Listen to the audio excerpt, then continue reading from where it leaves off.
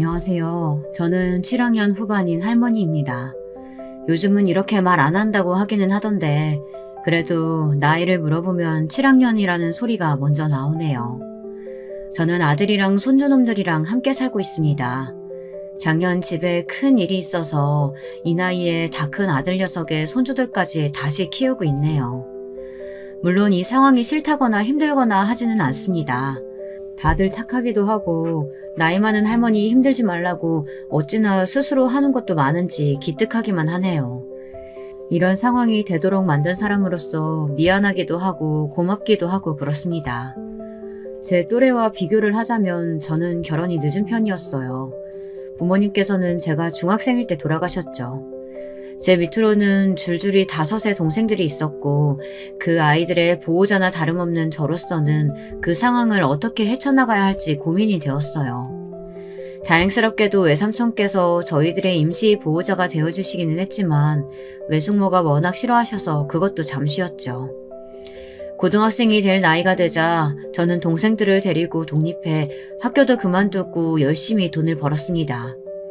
그렇게 동생들 하나하나 공부시키고 결혼시키고 하다 보니 자연스레 제 결혼은 뒷전이 되었죠. 죽은 남편을 만난 것도 직장에서였습니다. 아내가 일찍 세상을 떠났다던 남편은 동생들만 챙기는 저를 안쓰럽게 생각하고 많이 도와주었어요. 그러다가 마음이 통했고 결혼을 하게 되었죠. 남편에게는 중학생 딸이 하나 있었는데 걱정했던 것에 비해 너무나도 살갑게 저를 받아들여줬어요. 그리고 결혼 1년 만에 아들이 태어났죠. 늦게 얻은 자식이라 남편도 많이 이뻐했고요. 딸아이도 남동생이 생긴 것이 신기한지 한시도 곁에서 떨어지려 하지 않았답니다. 그렇게 사랑받은 아들은 가족을 끔찍하게 아끼는 남자로 자랐습니다. 딸아이가 너무 효자라서 여자한테 인기가 없을 것 같다고 걱정할 정도였죠. 저 역시도 듣는 소리가 있다 보니 진짜 이러다 우리 아들 결혼도 못하면 어떻게 하나 싶더라고요. 하지만 그것은 저의 기우였어요. 몇 번의 연애를 하고 아들은 결혼할 여자가 생겼다는 소리까지 꺼냈죠. 저희 가족들은 뛸 듯이 기뻐했습니다. 새로운 가족이 생긴다는 기대감으로 저도 딸아이도 들떠있을 정도였죠. 하지만 그 새로운 가족은 저희에게 재앙이나 다름없었습니다. 기울어도 한쪽이 너무 기울어진 혼사였어요. 부장님이 중간에서 다리를 놓았다고 하는데 상대가 무려 부사장님의 딸이라고 하더군요. 저는 솔직히 처음부터 반대를 했습니다. 그런 집에서 뭐가 아쉬워서 우리 같은 사람들을 사돈으로 받아주겠나 싶은 생각이 제일 먼저 들었거든요. 여러분, 생각을 한번 해보세요. 부족한 것 없는 사람들이 가진 것 하나 없는 집안과 사돈을 맺을 이유가 뭐가 있겠어요. 당연히 제 눈에는 아들이 최고지만 그것만으로 결혼을 승낙할 것이라고는 조금도 생각할 수 없었습니다. 그런데 아들은 뭐가 그렇게 좋은지 죽어라 결혼을 하겠다고 하더군요. 세상에 자식 이기는 부모가 어디 있겠습니까? 결국 아들이 원하는 대로 결혼을 진행했죠. 그런데 생각보다는 그렇게 유난스럽지 않더라고요. 우리 쪽을 배려한 것인지 예식도 소규모로 하자고 하시고 예물이나 예단에 대한 부담도 딱히 없었습니다. 처음에 사돈댁에서는 저희 아들을 대릴 사이로 생각하셨다고 하더군요. 그런데 그것도 아들이 강력하게 반발하자 쏙 들어갔고요. 거기다 결혼 준비를 하면서 어머님 불러가며 얼마나 다정하고 애교스러운지 저는 괜히 눈에 색안경을 끼고 본 것은 아닌가 싶어 며느리에게 미안한 마음마저 들었어요. 하지만 그랬던 며느리는 신혼여행을 다녀와서는 전혀 다른 사람이 되어버렸어요. 이렇게까지 달라질 수 있나 싶을 정도로 변했더군요. 결혼 전에 제가 봤던 모습들은 다 가식이었던 거죠. 신혼여행에서 돌아온 며느리와 아들이 인사를 온 날은 아직도 생생하게 기억에 남습니다. 저는 집을 쓸고 닦고 아들 내외가 하룻밤 지내고 갈 방을 깨끗하게 정리했죠. 그때까지만 해도 기분이 좋았습니다. 하지만 시간이 지나도 애들한테 연락이 없더라고요. 늦은 오후가 되자 아들과 며느리가 왔죠. 아들은 밝게 웃으면서 신혼여행에서의 일을 이야기해 주더군요. 아들의 행복해 보이는 모습에 저 역시도 가라앉았던 기분이 좋아졌습니다. 문제는 저녁을 먹은 이후였습니다. 갑자기 며느리가 이제 그만 일어나자고 아들을 잡아 끌더라고요. 아들은 당황하며 하루 자고 가는 것 아니냐고 물었어요. 나 잠자리 바뀌면 잘 못 자. 그러니까 우리 집에 가서 자자. 그게 무슨 소리야? 신혼여행에서도 잘 지냈으면서. 그럼 당신은 자고 와. 나는 여기서는 절대 못 자니까. 아들은 그런 말이 어디 있느냐고 정색을 하며 화를 냈지만 며느리는 무조건 집으로 갈 거라고 단호하게 말하더군요. 아들이 뭐가 그렇게 불만이냐고 했더니 며느리가 인상을 쓰면서 하나부터 열까지 다 불편하다고 말하더라고요. 그것도 제가 있는 앞에서 말이죠. 식사 시간 내내 얼마나 불편하고 힘들었는지 당신 못 봤어? 나 제대로 먹지도 못했어. 어머님, 진짜 제가 이런 말은 안 드리고 싶은데요. 제가 돌려 말하기를 못해서요. 무슨 음식간을 그렇게 세게 하세요? 누가 요즘 그렇게 먹어요? 그렇게 먹다가는 죽어요, 죽어. 당신 지금 무슨 소리 하는 거야? 음식이 어때서? 말 조심해. 내가 말했지.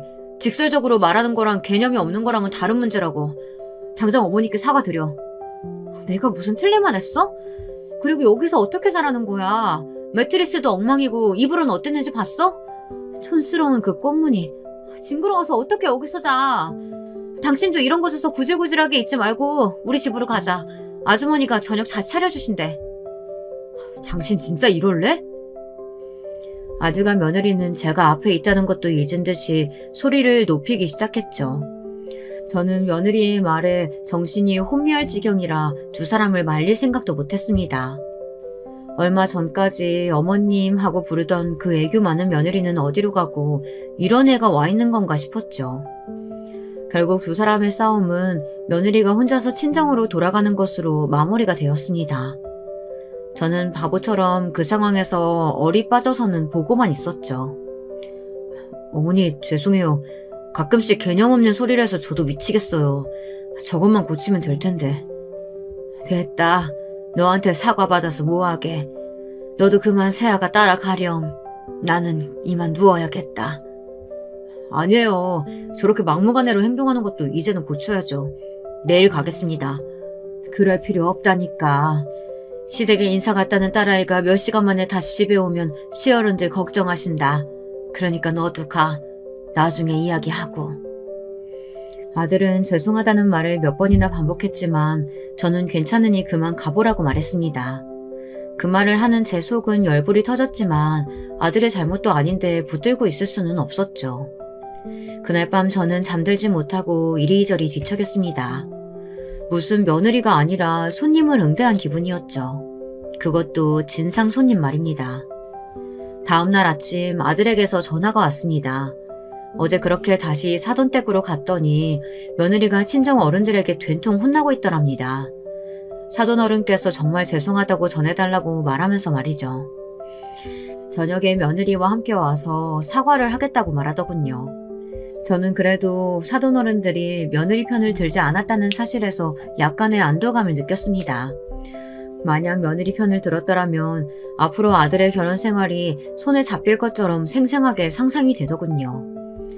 저녁에 집으로 다시 돌아온 며느리는 죄송하다는 말을 꺼냈어요. 그런데 그 모습이 마지못해 하는 것처럼 보였습니다. 여전히 자신이 뭘 잘못했는지 모르는 눈치였죠.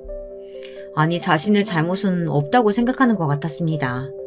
다만 집에서 어른들이 화내고 아들 녀석이 큰 소리를 내다 보니 그냥 사과하고 넘어가자, 딱 그런 인상이었죠. 제가 이미 며느리를 삐뚤게 보고 있어서 그런 느낌이 들었는지는 모르겠습니다. 하지만 얼마 되지 않아 제 생각이 맞았다는 것을 알 수 있었습니다. 그 사건이 터지고 한두 달은 조용히 지나갔습니다. 아들은 회사 일로 정신없이 바쁘다고 하더군요.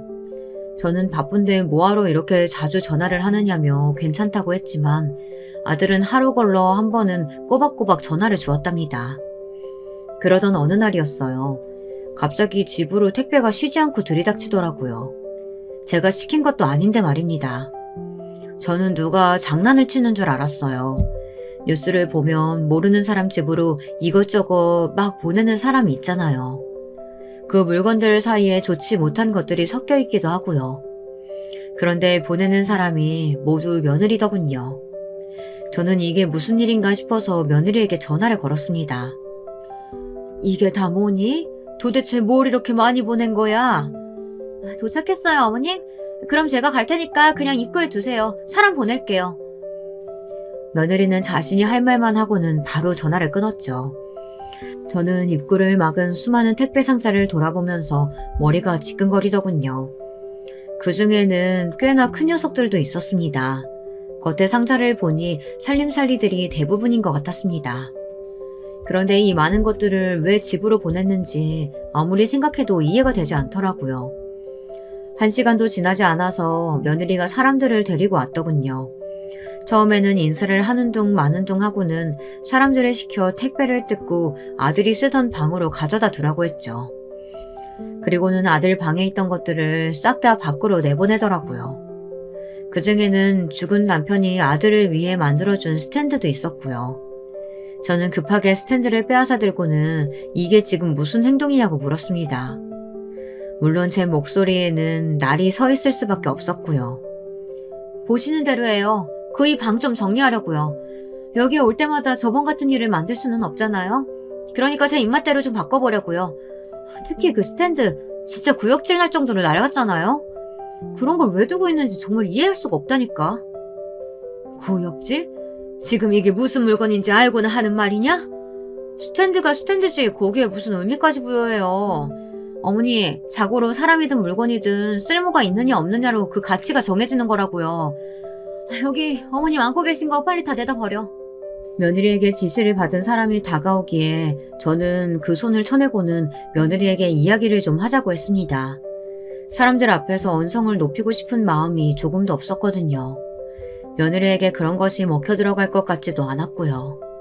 며느리는 인상을 찡그리더니 알겠다고 말하고는 사람들을 밖으로 내보냈죠. 저는 흥분하지 않으려고 조심하면서 이야기를 꺼냈습니다. 불편한 건 많아서 바꾸고 싶어하는 네 마음은 이해한다. 익숙한 것이 좋으니까 바꾸고 싶겠지. 그런데 이렇게 하는 거 네 남편은 알고 있니? 이야기는 하고 온 거야? 고작 이런 것도 이야기해야 돼요? 그냥 제가 하고 싶으면 하는 거죠. 그이한테는 다 끝나고 이야기하면 되죠, 어머님. 그래, 그럼 그 부분은 두 사람 문제니까 알아서 하고. 이 스탠드는 죽은 너희 시아버지가 네 남편한테 만들어준 물건이야. 네 남편이 이걸 얼마나 애지중지하는지 알고는 있니? 아버지가 남겨준 유일한 것이라고 작동도 안 되는 걸 지금까지 가지고 있었어. 신혼집 완성되면 가져간다고 보관하고 있었던 거고. 몰랐니? 이런 걸 집으로 가져온다고요? 세상에 미쳤나 봐. 며느리는 제 설명이 들리지도 않는지 이렇게 낡은 물건을 어떻게 자신들의 신혼집에 들여올 수 있느냐고 열변을 토하더라고요.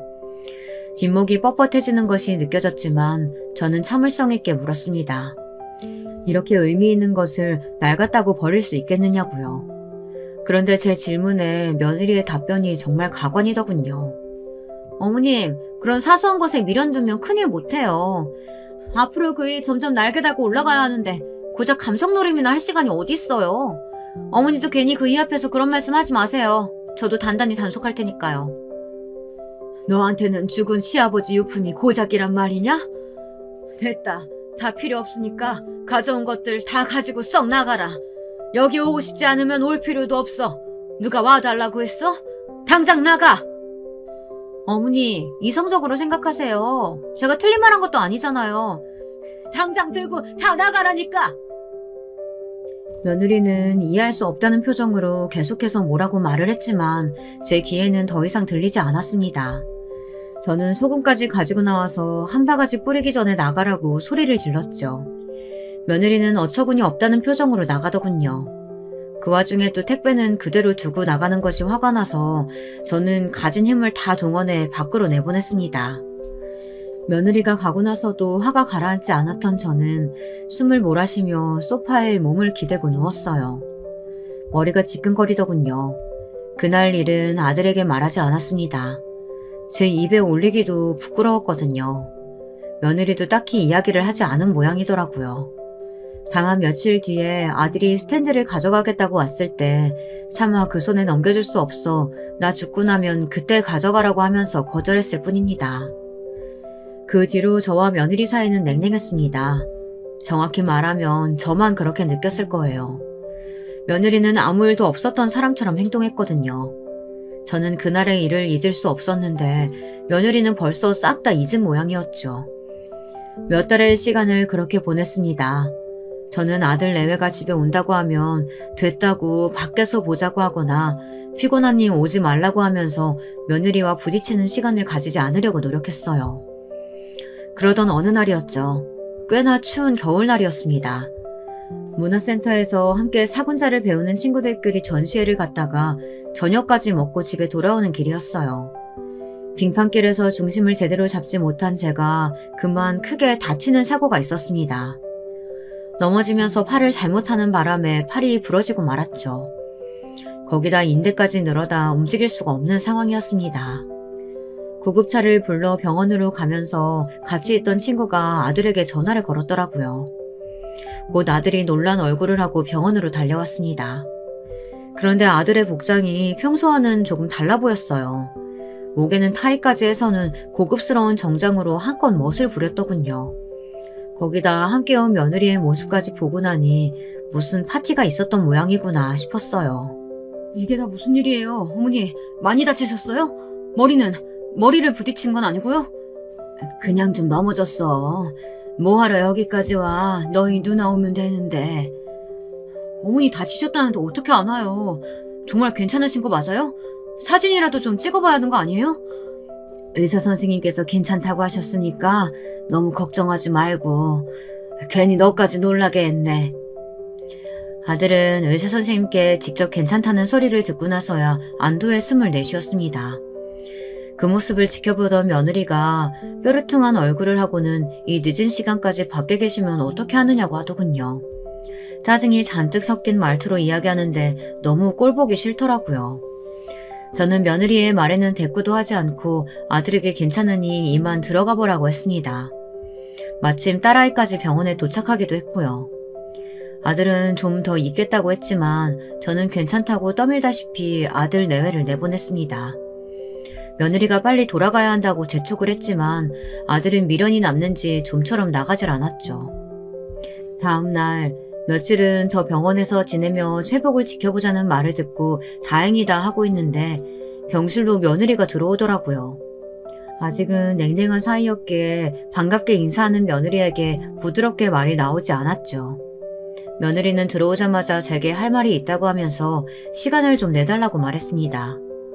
적어도 시어머니 병실에 들어오면서 첫마디로 안부를 묻지는 못할 망정 할 말이 있다고 하는데 참 어이가 없더군요. 이제는 화가 나지도 않을 지경이었어요. 저는 무슨 할 말이 있느냐고 하고 싶은 말 있으면 해보라고 말했습니다. 그랬더니 며느리는 기다렸다는 듯이 가방에서 커다란 봉투를 꺼내 제게 내밀었습니다. 저는 무슨 봉투인가 싶어 안을 열어보고는 깜짝 놀라고 말았어요. 서류 안에는 부동산 계약서가 들어있었거든요. 저는 무슨 의도로 이런 것을 제게 주느냐고 물었습니다. 그랬더니 며느리 입에서는 상상도 할 수 없는 말이 튀어나왔어요. 어머님 연세도 있으신데 공기 좋은 곳으로 이사 가시는 거는 어때요?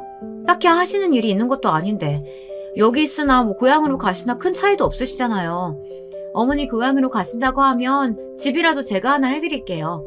알아보니까 얼마 하지도 않더라고요. 섭섭지 않은 크기로 해드릴게요. 원하신다면 가정부 두셔도 좋고요. 지금 나더러 아예 눈앞에서 사라져라 뭐 그런 의미냐? 내가 왜 그래야 하는데? 어머니 저한테 자격지심이라도 있으세요? 제가 좋은 의도로 이야기했는데 왜 그렇게 나를 세우고 반응하세요? 그리고 어디 이게 저 좋자고 하는 일인 줄 알아요? 다 그이 좋으라고 하는 말이죠. 며느리는 아들을 위해서라고 하는데 제가 이사를 가는 것과 아들과 무슨 연관성이 있는지 저는 조금도 이해할 수가 없었습니다.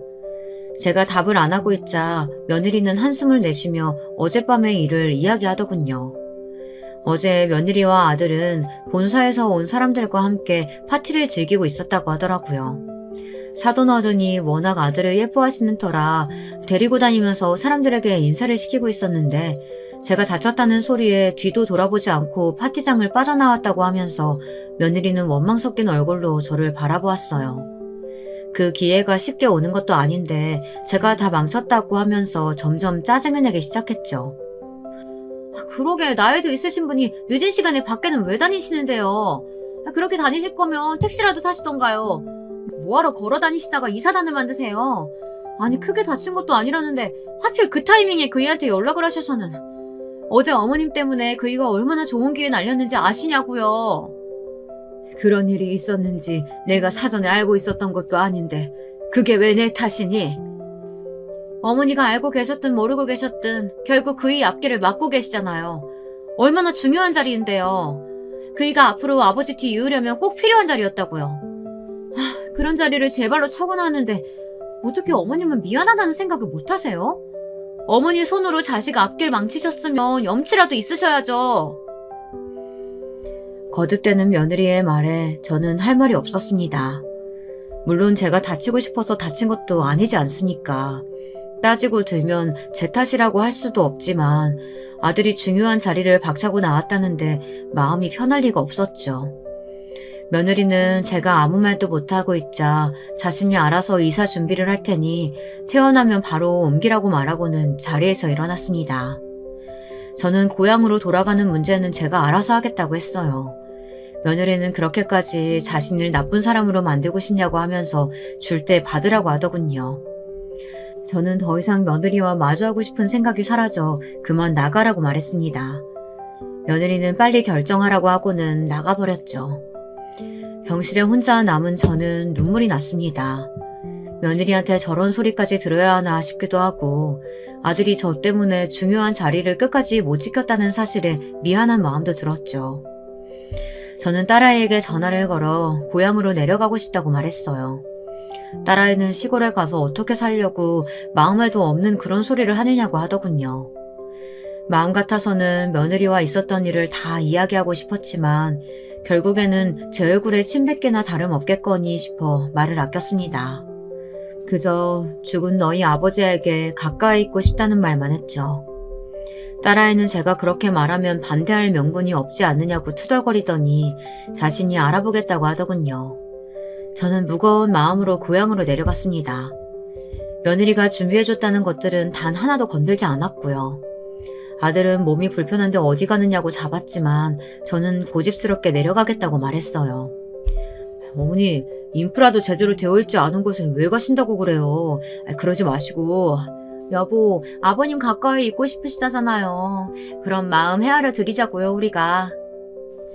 며느리는 가증스럽게 아들을 위로하며 부드럽게 말했습니다. 어찌나 자연스럽게 가증을 떠는지 차라리 배우를 했어도 성공을 했겠다 싶더군요. 며느리는 아들에게 자주 사람을 보내 제 생활에 불편함이 없도록 하겠다는 말로 아들을 달래고는 저를 바라보았습니다. 저는 1분 1초도 며느리와 시선을 맞추고 싶지 않아 아직 완벽하게 낫지도 않은 몸으로 딸아이의 차례에 올라타고서는 밖으로 눈길 한 번 주지 않았어요. 그렇게 자의반 타의반으로 고향에 돌아온 저는 한동안 마음이 힘들었습니다. 며느리의 말이 머릿속에서 떠나지를 않았거든요. 그래도 시간이 약이거니 하고 오랜만에 돌아온 고향에서 조금씩 기운을 차리고 있었죠. 며느리 말이 틀린 것은 아니었는지 제가 고향으로 내려오고 나서 얼마 지나지 않아 아들이 승진을 했다는 소식을 들었습니다. 동기 중에서는 독보적이라고 하더군요. 운이 트였기 때문에 앞으로 더 잘 될 것이라고 말하는 며느리를 보면서 저는 뭐라 할 말이 없었습니다. 아들이야 그 말의 의도가 무엇인지 모르고 있었겠지만 저는 정확하게 알고 있었기 때문이죠. 저와 며느리의 사이는 이제 손 쓸 수 없을 만큼 멀어져 갔습니다. 그랬던 저희 둘이 결국 파국으로까지 가게 된 것이 바로 작년의 일 때문이었어요. 첫 시작은 아들이 제게 건강검진을 받아보는 것이 어떻겠느냐고 권하면서부터였습니다. 저는 아픈 것도 없는데 무슨 건강검진을 받는다고 하냐며 괜찮다고 했지만 아들은 이번에야말로 꼭 받게 하겠다고 하더니 병원 예약까지 잡았더라고요. 딸아이도 계속 미루지 말고 받아보라고 성하기에 못 이기는 척 올라왔죠. 아니 무슨 검사할 것이 그렇게나 많은지 건강검진이 끝나기도 전에 기운이 없어 쓰러지겠더라고요. 진이 다 빠지는 것 같았죠. 겨우 검사를 끝내고 다시 고향으로 내려가려는데 이번에는 딸아이가 며칠만이라도 좀 있다 가는 것이 어떻겠느냐고 잡더라고요. 최근 가게를 재오픈했는데 저더러 구경도 할 겸 자기랑 있자고 말이죠. 저야 오랜만에 딸아이 얼굴도 보고 하니 좋아서 그렇게 하겠다고 했습니다. 처음에는 일주일이었는데 어느새 한 달이라는 시간이 지나갔어요. 그 사이에 건강검진 결과가 나왔는데 갑상선 쪽에 혹이 있어 재검이 필요하다고 하더라고요. 악성일 수 있을 것 같다는 그 말을 듣는데 하늘이 무너지는 기분이 들었습니다. 수술을 하면 좋아질 것이라고는 하지만 그래도 당사자 마음이 어디 그렇습니까? 더 큰 병이 되는 것은 아닌가 조마조마했죠. 사돈댁에서도 이런 제 사정을 듣고는 빠르게 수술을 받을 수 있도록 편의를 봐주셔서 다행히 수술은 잘 끝났습니다. 문제는 수술 이후 회복하는 과정에서 일어났습니다. 저는 고향으로 다시 돌아가겠다고 했지만 아들은 완벽하게 회복하기 전까지는 안 된다고 하더군요.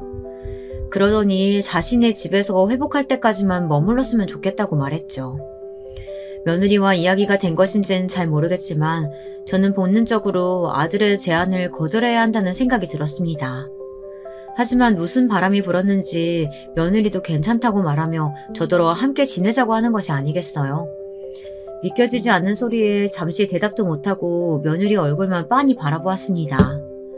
며느리는 정말 괜찮다는 듯이 편안한 얼굴로 고개를 끄덕였죠. 저는 찝찝한 마음이 들었지만 결국 아들네 집에서 한동안 요양을 하기로 했습니다. 며느리와 한 공간에서 생활한다는 것이 쉬운 일은 아니었습니다. 위 사이가 나빠질 대로 나빠진 저희가 서로 이야기를 나눌 리가 없지 않겠습니까? 되면 그냥 서로가 신경 쓰지 않는 선에서 그렇게 지내고 있었죠. 그렇게 지내면서 저는 며느리에 관해 몇 가지 이상한 점을 눈치챌 수 있었습니다. 며느리는 무슨 화랑인가 갤러리인가를 운영하고 있었는데요. 매주 목요일만 되면 일찍 집을 나가서는 아들보다도 더 늦게 들어오더라고요. 아들 말로는 신인 작가를 발굴하기 위해서 여러 개인전을 돌아본다고 하는데 나갈 때와 들어올 때 옷이 미묘하게 다른 것이 좀 마음에 걸리더군요. 아들이야 그런 눈썰미가 있는 애가 아니다 보니 모르는 것 같았지만 제 눈에는 그게 보였거든요. 그리고 늦은 시간에 누군가와 전화통화를 꽤나 길게 하는 모습을 몇 번이나 볼 수 있었는데요. 며느리답지 않게 소곤거리면서 이야기하는 것이 혹시 바람이 난 것은 아닐까 의심이 들 정도였답니다. 따로 남자가 있는 것 같다는 생각이 들기는 했지만 신기한 것은 전화를 하는 상대가 매번 달라졌다는 것이었어요. 부르는 이름이 다르더라고요. 그리고 결정적으로 전화기를 2대 이상 사용하는 것 같았습니다. 밤중에 따로 연락을 하는 핸드폰은 평소 사용하던 것이랑 전혀 달랐거든요. 사람 마음이라는 것이 하나가 의심스럽기 시작하니 모든 행동이 수상하다는 생각이 들었어요. 하루는 밤에 누구랑 그렇게 통화하느냐고 물었는데 얼굴색 하나 바뀌지 않고 해외에 있는 친구와 통화를 했다고 하더군요. 아주 친한 친구라서 종종 전화를 한다고 말이죠. 저는 속으로 무슨 친구가 얼마나 많아서 매번 다른 상대랑 전화를 하는 거냐고 묻고 싶었지만 며느리의 말에 고개를 끄덕였죠. 어머니, 그리고 다른 사람 전화 듣는 건 기본 매너가 아니잖아요. 조심 좀 해주세요. 내가 전화를 들었다 그랬니? 그냥 물 마시러 나왔는데 그때마다 네가 전화하기에 뭔가 싶어서 물어본 것뿐이다. 며느리는 어쨌든 주의를 하라고 말하고는 방으로 쏙 들어가 버렸죠. 저는 찝찝함을 애써 삼키면서 그 일은 기억 저편에 묻어버렸답니다. 대부분의 시간을 집에서만 보내다 보니 하루가 참 길더라고요. 그러다 집안일을 봐주는 가정부와 종종 이야기 나눌 기회가 있었는데 아주머니가 어찌나 유쾌한지 이야기를 하고 있으면 웃음이 끊이지 않았죠. 그날도 주방에서 아주머니와 이런저런 이야기를 하고 있었는데 갑자기 제게 먹고 싶은 음식은 없느냐고 묻더라고요. 이 집 사모님은 음식이 엄청 까다롭거든요. 매번 먹고 싶은 것이 얼마나 많은지. 그렇다고 만들어두면 몇 젓가락 들지도 않을 거면서 해달라는 건 엄청 많고 하여튼 손이 참 많이 간다니까요. 그런데 여사님은 어떻게 한 번도 먹고 싶다는 말씀을 안 하세요? 뭐 드시고 싶은 건 없으세요? 원래 몸 편찮으실 때 드시고 싶은 거 드셔야 빨리 낫는다잖아요. 아주머니의 말에 저는 순간 돼지갈비가 너무 먹고 싶더라고요. 죽은 남편이 제 생일만 되면 미역국 대신에 돼지갈비를 만들어줬었거든요. 남편의 기일이 다가와서 그런가 남편이 해준 돼지갈비가 너무 생각났습니다. 그래서 아주머니에게 돼지갈비를 좀 먹고 싶다고 말했어요. 아주머니는 뭐가 어렵겠냐면서 며느리에게 말해서 저녁에 돼지갈비를 만들겠다고 했죠. 돼지갈비에 얽힌 남편과의 추억을 이야기하면서 아주머니와 시간을 보내고 있었습니다. 며느리가 잠시 나갔다 올 테니 점심은 준비할 필요 없다고 하더라고요. 사모님, 오늘 저녁에 돼지갈비를 좀 할까 하는데요. 여사님께서 드시고 싶다고 하셔서요. 괜찮으시죠? 돼지갈비? 어머님, 돼지갈비 드시고 싶다고 하셨어요? 오랜만에 생각이 나서. 며느리는 신경질적으로 머리를 쓸어넘기더니 한숨을 내쉬며 저를 노려보듯 바라보았어요. 저도 아주머니도 그런 표정을 지을 것이라고는 조금도 생각하지 못했던 터라 당황스러웠죠. 며느리는 핸드폰을 꺼내더니 어디론가 전화를 하더라고요. 그리고는 아주머니에게 앞으로 올 필요 없다고 말했어요. 사모님, 그게 무슨 말씀이세요? 말귀를 못 알아들어요? 잘렸다고. 그러니까 당장 나가. 사무소에 연락해서 내일부터 다른 아주머니 오시기로 했으니까. 오늘까지 일한 건 내가 확실하게 계산해서 보내줄게. 제가 뭘 잘못했다고 갑자기 나가라고 하시는데요. 이런 경우가 어디 있어요, 사모님? 주인이 누군지도 모르는 개를 내가 왜 키워야 하는데? 며느리는 고개를 빳빳하게 쳐들고는 더 이상 귀찮게 하지 말고 나가라고 했죠. 아주머니는 사람을 어떻게 개랑 비교하느냐고 소리를 질렀어요. 저는 지금 이 상황이 전혀 이해가 되지 않아 입만 딱 벌리고 서 있었죠. 내가 틀린 말 했어? 누구한테 고개 숙여야 할지도 모르고 나대는데 내가 내 돈 주고 일 시킬 이유가 없잖아. 그리고 어머님, 돼지갈비라뇨. 어머님이 집에서 하시는 일이 뭐가 있다고 고기를 먹고 싶단 소리라세요? 뭐? 지금 너 나이를 그만큼 먹었으면 염치라는 것도 좀 알고 그래야 되는 거 아니에요? 제가 이만큼 양보해서 저희 집에서 지내게 해줬으면 죽은 듯이 지내던가. 진짜 내가 어머님 보면서 무슨 생각하는지 알아요? 나는 절대로 나이 들면 저렇게 추하게 늙지는 말아야지. 딱 그 생각밖에 안 든다고요. 진짜 이게 뭐예요? 중요한 일 하러 나가야 되는데 나가기 전부터 기분 잡치게. 아우 짜증나. 너는 도대체 나를 뭐라고 알고 있는 거냐? 어머님이라고 부르기만 하지 내가 어른이라는 자각은 있는 거냐? 내가 네 시어머니야. 도대체 어른한테 할 말이 있고 못할 말이 있지. 어디서 그런 배워먹지 못한 소리를 해? 너희 친정에서는 그렇게 가르치디? 며느리는 제 말에 눈을 뾰족하게 뜨더니 어디서 자신의 부모를 욕하느냐며 이렇게 편하게 사는 것이 누구 덕인데 부끄러움도 모르냐고 소리를 질렀죠. 저는 당장이라도 며느리의 뺨을 한 대 쳐올리고 싶었지만 눌러 참았습니다. 왜요? 한 대 치시게요? 이래서 못 배운 인간들하고는 상종하지 말라는 거지. 야만적이게 손부터 올리려고. 어떻게 이런 집구성에서 그이 같은 사람이 태어난 건지 알 수가 없다니까. 어머니, 제가 이 정도 대우해드릴 때 얌전하게 지내세요. 자식 앞길 막는 걸로도 모자라서 이제는 똥인지 된장인지 구분도 못한다는 소리까지 듣지 마시고요. 돼지갈비 같은 소리 하고 있네. 며느리는 아주머니에게 빨리 자기 집에서 꺼지라고 말하고는 그대로 저를 지나쳐 나가버렸습니다. 한동안은 침묵이 흘렀습니다. 저도 모르게 다리에 힘이 풀려 주저앉고 말았죠. 어떻게 저런 인간 같지도 않은 것을 며느리로 들인 것인지 지난날 끝까지 반대하지 못했던 제 자신이 너무나도 한심스러웠습니다. 아주머니는 제게 괜찮냐며 정신을 좀 차려보라고 했지만 제 귀에는 윙윙거리는 소리만이 들릴 뿐이었죠. 아주머니는 하얗게 질린 저의 얼굴에 많이 놀랐는지 제 손발을 만져주면서 정신을 차려야 한다고 몇 번이나 외쳤습니다. 그때를 다시 생각해보면 제가 정신을 놓지 않을 수 있었던 건 다 그 아주머니의 노력이 아니었나 싶더라고요. 저는 아주머니에게 괜히 불똥이 튀었다고 말하며 미안하다고 했어요. 어차피 이 집 사모님, 저희 사무실 블랙리스트라서 저도 그만둘 기회만 보고 있었어요. 아휴, 그나저나 저는 2번 다시 안 보면 그만이라지만 여사님은 어떻게 하시려고요? 계속 계셔도 되겠어요? 저도 이대로는 못 참겠네요. 제가 아는 모든 수를 동원해서 대가를 치르게 만들려고요. 늙었다고 아무것도 못할 줄 알았겠지만 두고 보면 알 겁니다. 저는 독하게 마음을 먹고 아주머니에게 그동안 고마웠다고 말했어요. 아주머니께서는 혹시나 도움이 필요하면 말하라고 하시면서 짐을 싸서 나갔죠. 저 역시 딸아이의 집으로 옮기기로 했고요.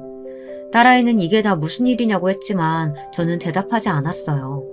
제 머릿속은 이미 며느리를 어떻게 처단해야 하나 그것만으로도 가득 찼었거든요. 다음 날 저는 과거 문화센터에서 알게 된 김군을 만나러 갔습니다. 약속 장소로 가니 꽤나 근사한 사무실이더군요. 김군은 저를 보자마자 허리를 푹 숙이며 오랜만이라고 인사를 했습니다. 문화센터에서 사군자를 배울 때 다 할머니, 할아버지였는데 유일하게 김군만 혼자만 청년이었어요. 인상이 험악해서 다들 꺼리는데 그 모습이 괜히 밟혀서 제가 옆에 앉혀두고 이것저것 가르쳤던 것이 인연이 되었죠.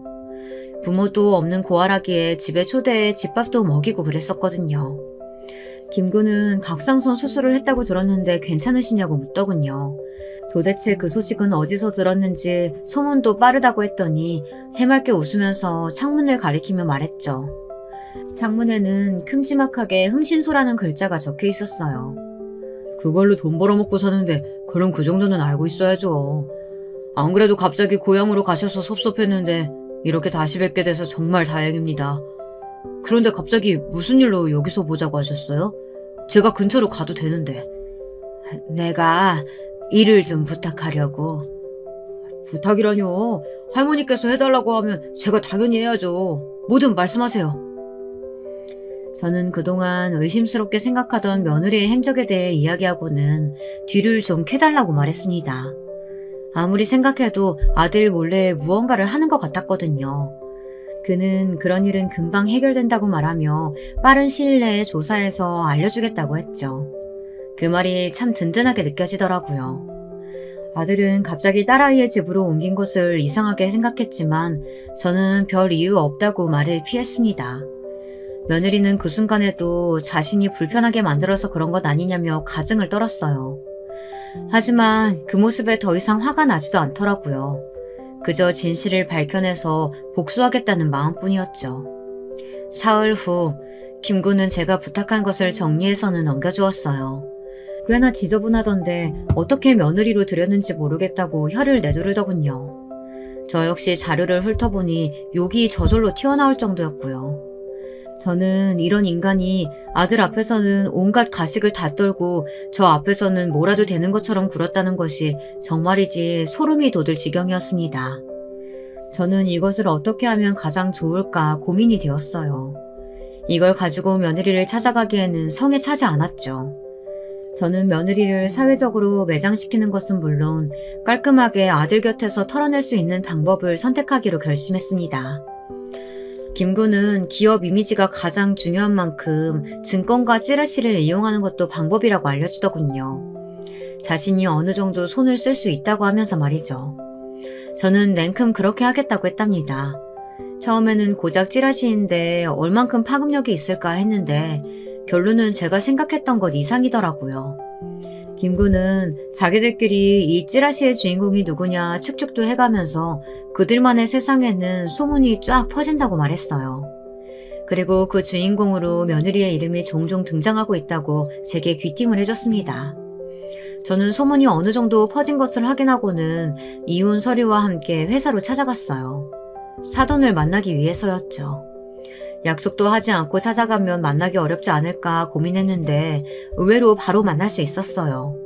며느리와 똑같은 족속이면 소송까지 불사할 정도의 각오로 찾아간 저는 대뜸 이혼 서류부터 내밀었습니다. 제 행동에 당연히 바깥 사돈은 당황한 기색이 역력했죠. 사돈, 이게 갑자기 무슨 소립니까? 이혼이라뇨? 둘 사이에 애가 둘이나 있는데 이혼이라뇨? 무슨 서운한 일이라도 있으셨습니까? 제가 아무리 무식해도 저 하나 서운한 일 있다고 아들을 이혼남으로 만들겠어요? 다 이유가 있어서겠죠. 그리고 그 아이들이 우리 아들 자식은 맞는 겁니까? 사돈, 말씀이 지나치십니다. 그럼 박서방 자식이 아니면 누구 자식이라는 거예요? 저는 헛웃음을 지으며 첫 번째 봉투에서 사진을 한가득 꺼냈습니다. 사진에는 며느리가 다양한 남자들과 진한 스킨십을 나누는 모습이 찍혀 있었어요. 김군이 어제까지 며느리를 따라다니면서 찍은 아주 따끈따끈한 사진들이었죠. 바카사도는 튀어나올 정도로 크게 눈을 뜨고선 사진을 떨리는 손으로 들어올렸습니다. 그 모습에서 바카사도는 며느리의 이런 미친 짓을 잘 모르고 있었음이 분명하구나 싶었어요.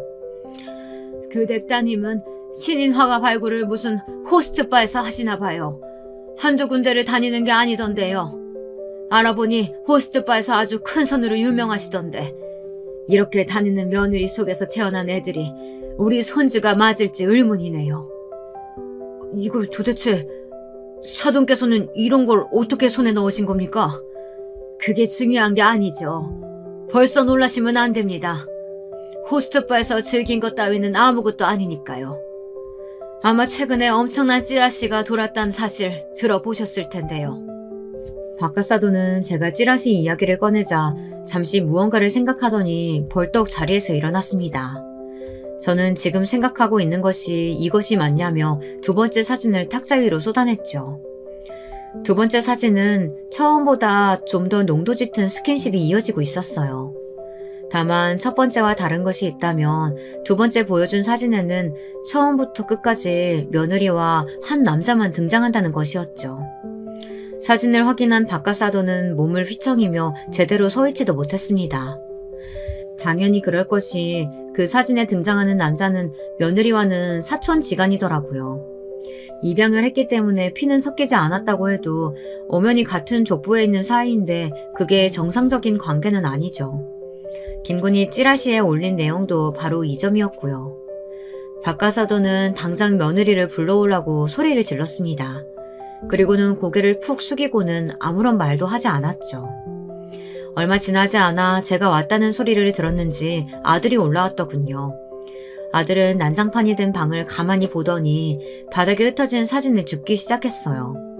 저는 당장이라도 아들을 말리고 싶었지만 언젠간 아들도 알아야 할 상황이란 생각에 가만히 아들의 움직임을 눈으로 쫓기만 했죠. 아들은 그 자리에 서서 사진을 뚫어져라 바라만 보더군요. 곧 며느리가 들어왔습니다. 저를 본 며느리는 예상치 못한 인물이 등장했다는 생각이 들었는지 눈을 동그랗게 뜨고 보더군요. 물론 그것도 잠시 무슨 일로 자신을 불렀느냐고 밝은 소리로 말했죠. 그때까지도 아들은 가만히 사진만 보고 있었어요. 며느리는 아들에게 다가가 무슨 일이냐고 물었어요. 바로 그때였어요. 아들은 조용히 사진을 구기고는 며느리를 똑바로 바라보더니 공기가 찢어지는 소리가 날 정도로 크게 손을 휘둘러 며느리의 뺨을 내리쳤어요. 귀가 아플 정도의 소리가 울리고 그와 동시에 며느리의 째지는 고함 소리가 울렸어요. 며느리는 맞은 뺨을 부여잡고 이게 무슨 짓이냐고 소리를 질렀죠. 아마 바카사도니 곁에 있다 보니 더 기세등등한 것 같았어요. 아들은 말없이 반대쪽 손을 올렸죠. 저는 다급하게 아들의 팔을 붙들고는 그럴 가치도 없는 사람이라고 말하며 말렸습니다. 며느리는 가만두지 않겠다고 아들에게 삿대질을 했지만 아들은 굳은 표정으로 며느리를 노려보고만 있었죠. 이제 며느리는 바카사돈을 바라보며 왜 가만히 있는 거냐고 소리를 지르기 시작했어요. 바카사돈은 비틀거리며 몸을 세우더니 며느리에게 다가가서 반대쪽 뺨을 거칠게 내리쳤죠. 그제야 며느리는 무언가 잘못되어 간다는 생각이 들었는지 겁에 질린 얼굴을 하곤 바카사돈과 저희를 번갈아가며 바라보았습니다. 내가 우리 아들 걸림돌이고 방해물이라 그랬지? 내가 보기에는 너 같은 거 만난 것이 우리 아들 인생에서 가장 최악의 순간일 거야. 고작 한다는 짓거리가 호스트바에서 남자나 바꿔 끼고 다니는 거냐? 거기다 그걸로도 모자라서 사촌이랑 붙어먹어? 저는 며느리의 면전에다 제가 가지고 온 사진을 뿌리며 소리를 질렀습니다. 며느리는 허겁지겁 사진을 확인하더니 그대로 바닥에 주저앉더라고요. 저는 당장 이혼 서류에 도장을 찍으라고 말하면서 앞으로 두 번 다시 우리 아들 곁에 어슬렁거리지 말라고 말했습니다. 바카사도는 두 손으로 얼굴을 가리고는 무너져 내리듯이 소파에 앉으셨고요. 아들은 피가 맺힐 정도로 강하게 주먹을 꼭 쥐고서는 한 글자 한 글자 이를 갈며 말했어요. 이혼으로 안 끝나. 이대로 내가 끝낼 것 같아? 지옥 끝까지 쫓아가는 한이 있어도 너랑 그 남자 용서하지 않을 거야. 차라리 죽여달라는 말이 나올 정도로 복수할 테니까 두고 봐. 여보, 그게 아니라 내가 진짜 잘못했어. 정말 불장난이야. 진짜 아무 사이도 아니야, 여보. 불장난? 너는 사촌이랑 그런 짓까지 했으면서 불장난이란 말로 덮을 수 있을 것 같냐? 어머니, 제가 잘못했어요. 진짜 장난이었어요. 아무 사이도 아니에요, 어머니. 저는 매달리는 며느리의 두 팔을 가차없이 밀치고는 며느리가 제게 했던 것과 똑같은 말을 했습니다. 사람이 염치가 있어야지. 남의 자식 앞길을 그렇게 망쳤으면서 어디서 용서해달란 말이 나와? 가시죠, 어머니. 더 이상 상종할 필요도 없어요. 아들은 본인도 충격으로 힘들 텐데 제 손을 잡고 부사장실을 나섰습니다. 등 뒤로 며느리의 울부짖는 소리가 들렸지만 저희의 발걸음은 그 어느 때보다 힘찼죠. 그 뒤로는 여러분이 상상하시는 것처럼 아들은 며느리와 이혼을 했습니다. 손자들에 대한 유전자 검사를 의뢰했는데 두 아이 모두 아들의 자식은 아니었습니다. 심지어 두 아이의 아버지도 서로 달랐고요. 하지만 아들은 아이들만큼은 자신이 키우고 싶다고 말했어요. 자기 핏줄은 아니지만 지금껏 자식이라고 생각하고 키워왔다며 앞으로도 그 마음은 바뀌지 않겠다고 하더군요. 당연히 쉬운 일은 아니겠죠. 아이들을 볼 때마다 며느리를 생각할 거고 그럼 죄 없는 아이들이 미워지는 순간도 있을 거예요. 저는 그런 점이 걱정스러워 아들에게 잘 생각하고 결정하라고 했습니다.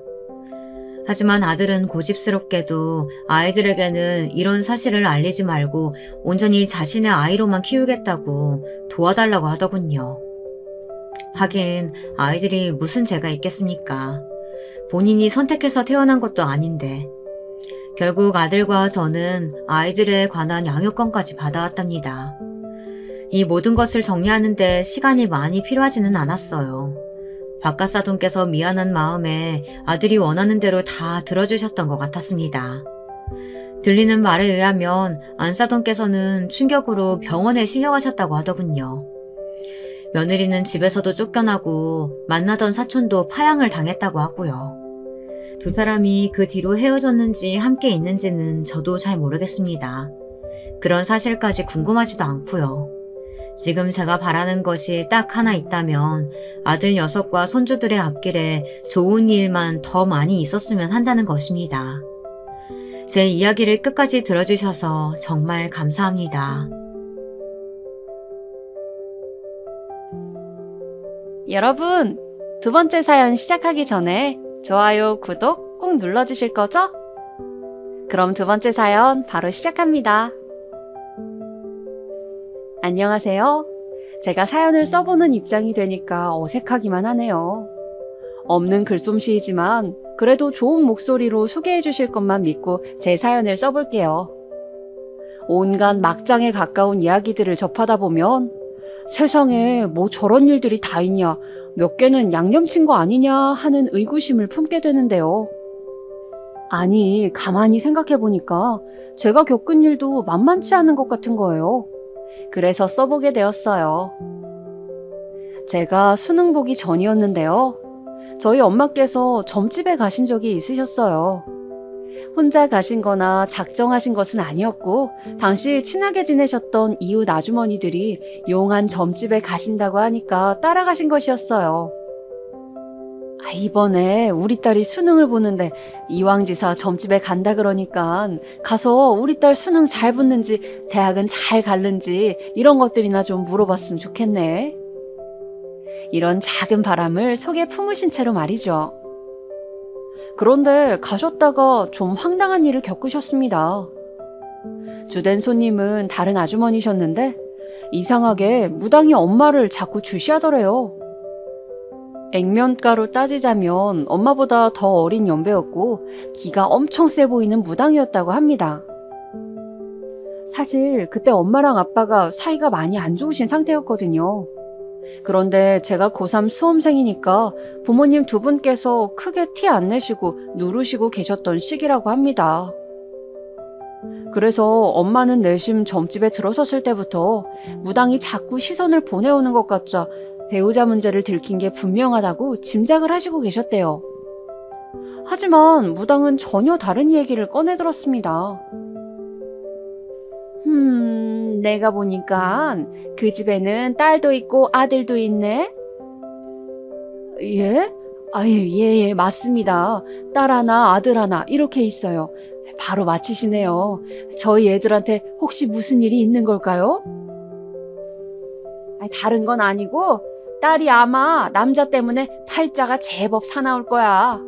지 어미의 나쁜 기운이 그쪽으로 내려가 버렸거든. 네? 아니, 그게 무슨 말씀이세요? 저희 딸이 남자 때문에 고생이라도 한다는 말씀이신가요? 아유, 지금 저만 해도 애들 아빠랑 사실 사이가 그렇게 좋지 않거든요. 원래 같았으면 그쪽이 죽든 그쪽 남편이 죽든 한쪽은 나가리가 됐어야 돼. 그만큼 둘이 안 맞아. 그런데 딸이 자기 부모의 어긋난 틈을 얼마치 가져가 버렸네. 그래서 자기 부모를 유지시키는 대신 본인이 고생을 좀 하게 되었어. 전혀 생각지도 못한 발언을 듣게 된 엄마는 깜짝 놀라셔서 진짜 그 자리에서 넘어가실 뻔했다고 합니다. 제가 20살 생일이 지나고 나서부터 남자가 꼬일 것이고 마음고생하면서 허송세월을 보내게 될 것이라며 무당이 제법 확신 어린 투로 말을 했다고 합니다. 아이고, 불쌍한 우리 딸. 저 닮아서 남자 보는 눈이 없으면 안 되는데. 그래도 결혼은 잘할까요? 우리 딸 얼마나 심성이 착하고 자기 엄마 아빠한테 잘하는 앤데요. 엄마가 안절부절하자 그때 무당이 엄마의 눈앞에 한 손을 쫙 펴보였다고 해요. 그러면서 이렇게 말을 했대요. 이만큼을 좋게 고생하고 나면 또 모르지. 그럼 진짜 백이 좋은 인연을 만날지. 한 손에는 5손가락이 있었죠. 그러니까 제가 5번의 나쁜 인연을 만나서 그 안에서 마음고생을 크게 할 거라는 얘기였는데요. 엄마는 점집에 다녀오신 후로 이 이야기를 저한테 해주지 않으셨어요. 곧 수능 앞뒀는데 이런 얘기 해줘봤자 마음만 심란하지. 좋은 내용도 아닌데 나 혼자 그냥 속에 품고 있어야겠다. 아휴, 괜히 점집에 따라가서 이상한 소리만 듣고 왔네. 신경만 쓰이게 시리. 이렇게 다짐을 하셨고 시간이 좀 흐른 다음에야 점집에서 무당한테 그런 얘기를 들었었노라 라고 저한테 말씀을 해주셨던 겁니다. 저는 개인적으로 미신 이런 거 신빙성 없다고 보는 입장인데요. 과연 우연의 일치일 뿐이었는지 여러분께서 제 사연을 듣고 생각들을 한 번씩 해봐 주셨으면 좋겠어요. 자, 첫 번째 인연부터 갑니다. 제가 대학교 재학 시절부터 만났던 남자였습니다. 저보다 3살 많았고요. 연애 초기부터 워낙 서로가 잘 맞았어요. 대신 중간에 감정이 상해서 헤어진 적은 있었습니다. 그러다가 10개월 만에 다시 사귀게 되었죠. 한번 헤어졌더니 서로에 대한 존재감을 명확히 알 수 있었어요. 그래서 다시 사귀게 되었을 때는 사뭇 더 진지해졌습니다. 가벼운 연애가 아니라 결혼을 지향하는 만남이 되어 있었죠. 이 남자랑 결혼을 생각하고 있을 때 저희 부모님은 이혼하신 상태였습니다. 오랜 불화를 겪으신 두 분은 끝내 갈라서기로 하신 것이었죠. 그리고 이 남자 또한 이혼 가정이었는데요. 이 남자가 중학교 1학년 때 부모님이 이혼을 하셔서 그 후로는 쭉 어머님과 살아온 경우였습니다. 아버님 같은 경우에는 이혼 직후부터 연락이 잘 안 되었고 대면대면하다고 하였습니다. 저희가 그때 둘 다 사회 초년생이었고 양가 경제력 수준도 비등비등했어요. 모아놓은 돈이 딱히 있는 것도 아니었고 노후 보장이 잘 되어 있는 것도 아닌 그저 그런 수준들이요. 하지만 저희는 서로만 바라보며 사랑이란 믿음 아래 결혼을 하고자 했던 것입니다. 젊었고 앞으로 경제활동을 하면서 돈을 계속 잘 모을 자신이 있었고 대출도 무난하게 받을 수 있을 거라고 생각했으니까요. 정말 여기까지는 아무런 문제도 없었습니다. 그런데 한창 결혼 얘기가 오가고 있던 어느 날 이 남자가 저한테 그러더라고요. 우리 결혼하면 우리 엄마 모시고 살았으면 좋겠어. 여기서 우리 엄마는 너네 엄마를 말하는 것이었죠. 제가 당황한 채로 대답했습니다. 좋아, 우리 엄마도 같이 모시자. 두 분 함께 모시면 그림 예쁘겠네. 그랬더니 표정이 아주 싹 굳더라고요. 장모님께는 우리가 필요 없잖아. 금쪽 같은 아들이 따로 있는데 뭐하러 딸 도움을 받고 싶어 하시겠어? 무슨 소리야? 내 동생 걔 아직 취업도 못한 대학생이야. 그런데 엄마한테 걔가 뭘 해줄 수 있겠어? 그래도 딸은 결혼하면 출가 외인이라고 하는데 아들이 모시는 게 맞지. 그래서 내가 우리 엄마 모시고 싶다는 것이고. 근데 오빠, 대학 다니는 내내 그리고 지금까지 혼자 자취했잖아. 그런데 갑자기 왜 어머님을 모시고 싶다고 하는 거야? 결혼하면 없던 효심이 생기는 거야? 아, 그런 게 아니고 우리 엄마 진짜 옛날부터 너무 힘들게 일해오신 분이셔. 그래서 내가 결혼하면 꼭 모시고 싶었어. 일찍 이혼하시고 혼자 힘들게 가장의 역할을 해오신 분이라고 대우해드려야지. 양가 어머니 아직 한창 정정하실 때였습니다. 경제활동도 두 분 다 하고 계셨고요. 특별히 지병 없으셨고요. 그런 상황이었는데 갑자기 결혼하면 모시고 살고 싶다느니 이렇게 말을 하니까 저는 좀 어이가 없었습니다.